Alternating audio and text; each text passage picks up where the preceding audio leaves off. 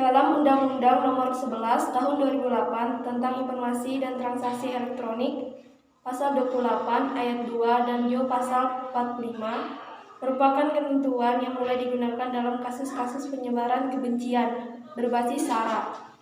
Walaupun ada ketentuan pidana KUHP dan Undang-Undang Nomor 40 Tahun 2008 tentang penghapusan diskriminasi ras dan etnis, Undang-Undang Diskriminasi Rasial, namun pasal-pasal dalam Undang-Undang ITE jauh lebih mudah digunakan terkait penyebar kebencian berbasis SARA di dunia maya. Bunyi pasal 28 ayat 2 Undang-Undang ITE adalah sebagai berikut. Setiap orang dengan sengaja dan tanpa hak menyebarkan informasi yang ditujukan untuk menimbulkan rasa kebencian atau permusuhan individu dan atau kelompok masyarakat tertentu berdasarkan atas suku, agama, ras, dan antar golongan SARA. Dalam Undang-Undang Nomor 40 Tahun 2008 tentang penghapusan diskriminasi ras dan etnis, Undang-Undang Diskriminasi khususnya di Pasal 4 dan Pasal 16 elemen utamanya adalah kebencian atau rasa benci kepada orang karena perbedaan ras dan etnis, atau kebencian atas rasa benci kepada orang lain berdasarkan diskriminasi ras dan etnis. Sedangkan KUHP umumnya digunakan pasal-pasal penyebar kebencian terhadap golongan atau agama. 156, 156A, dan 157. Sedangkan jika menggunakan Undang-Undang Nomor 11 Tahun 2008 tentang Informasi dan Transaksi Elektronik UU ITE khususnya pasal 28 ayat 2 juga memiliki unsur penting, yakni menimbulkan rasa kebencian atau permusuhan individu dan kelompok masyarakat tertentu berdasarkan atas suku, agama, ras, dan antar golongan SARA.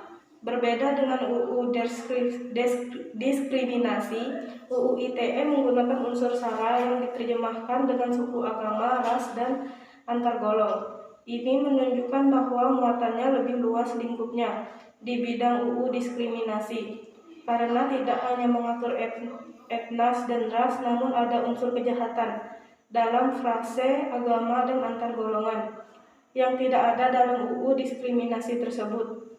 Karena pasal 28 ayat 2 ITE merupakan pasal paling kuat bagi tindak pidana penyebaran kebencian di dunia maya dibanding pasal-pasal pidana lainnya, maka tren penggunaan pasal 28 ayat 2 ITE tahun-tahun mendatang pasti lebih meningkat.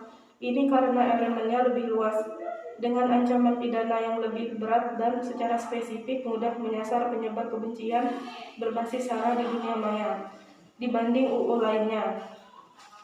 Di penghujung tahun 2016, pasal ini akan digunakan dalam kasus dugaan penyebar kebencian berbasis agama dalam Bu Yani, dan yang terbaru pasal-pasal dalam UU ITE ini kemungkinan akan digunakan menjerat penulis buku Jokowi Undercover yang diduga melakukan penyebaran kebencian. Polri masih mengusut dugaan kejahatan tersebut. Dalam pemantauan Institute for Criminal Justice Reform atau ICJR, pasal UU ITE ini telah digunakan dalam berbagai kasus penyebar kebencian di Indonesia.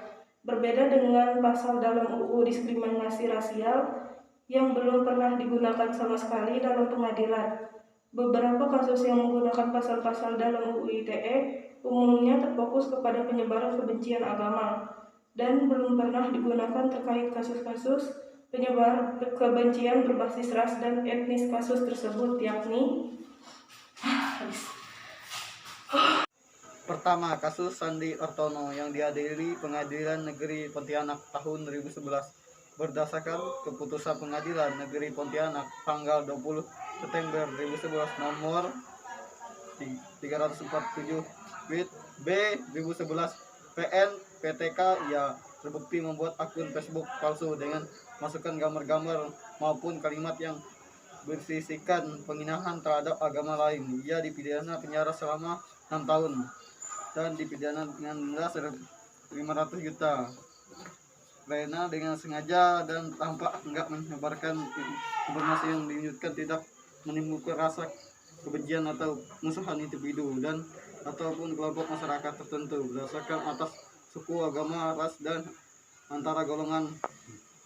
Kedua, kasus Alexander AN yang diadili di Pengadilan Muararo, Sumatera Barat tahun 2012 berdasarkan putusan nomor 45 PID B 2012 PN MR yang dihukum 2 tahun penjara dan 3 bulan serta didenda 100 juta karena terbukti secara dan sah dan meyakini bersalah melakukan tindakan pidana dengan sengaja dan tanpa enggak menyebar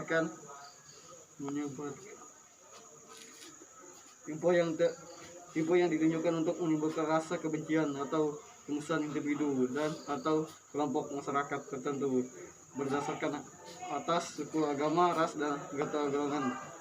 Berdasarkan putusan pengadilan, ia terbukti telah membuat akun Facebook terdakwa grup Alexander yang bernama Alex Pan email IGT berupa tulisan yang menghina agama.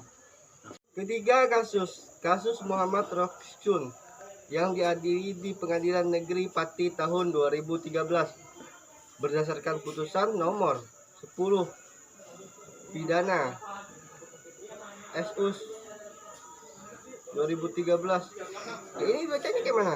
Penjara selama 5 dan denda sebesar 10 juta. Subdair 6 bulan kurungan.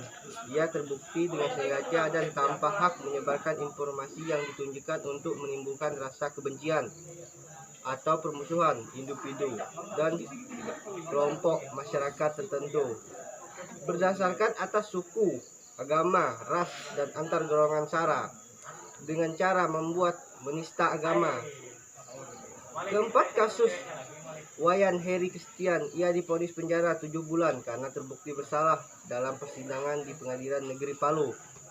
Putuskan menyatakan bahwa ia terbukti melakukan tindakan penistaan agama melalui sarana informasi teknologi sesuai pasal 28 ayat 2 nomor 11 tahun 2018 tentang informasi transaksi dan elektronik.